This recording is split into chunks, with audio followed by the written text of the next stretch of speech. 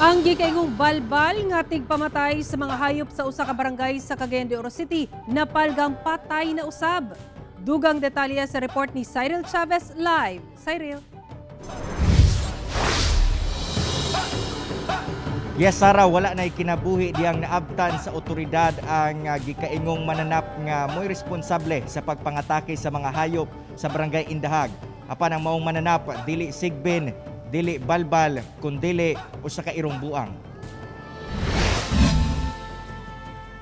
Tungod sa sagunson nga pagkamatay sa mga hayop sa barangay Indahag, Cagayan de Oro City, naalarma ang mga residente sa maong panghitabo. Rason nga giimbestigahan sa kapulisan ang maong kaso. Migawas sa ilang investigasyon nga usa ka itom nga irong buang ang responsable base na usab sa deskripsyon sa mga nakakita. Apan, nadiskubrihan nga patay na usab ang maong iro. Gani gipakalot kini sa kapulisan aron makumpirma. Kani nga iro pod kay naa na may history god nga gipangpatay pod ang ilang mga gagmayng iro diha sa may simbahan. So posible nga kini nga iro mao ang suspect sa pagpatay sa mga maong gagmayng iro diha sa may Indahag og kalambigitan usab sa kaning mga manok. Matod sa caretaker sa maong iro nga namatay kini niadtong Lunes sa dili matinong hinungdan, iyang gidugang nga nagapangatake gayud kini og itoy sa ilang compound.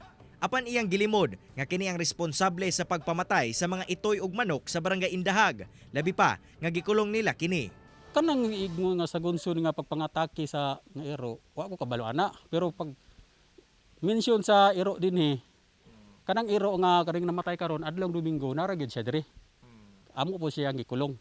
Sa kabahin sa kapulisan, sarado na ang maong kaso sa barangay Indahag ug ilang giklaro nga dili balbal apan usa ka irong buang ang responsable.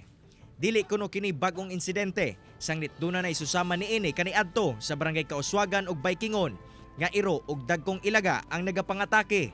Subay na sab sa pagsuta sa City Veterinary Office. Sara, hangyo sa otoridad labi na sa mga nanag-iya og hayop nga bantayan ang ilahang mga alaga, labi na katong mga adunay balatian aron dili makaangin sa uban. Sara. Okay, daghang salamat, Cyril Chavez.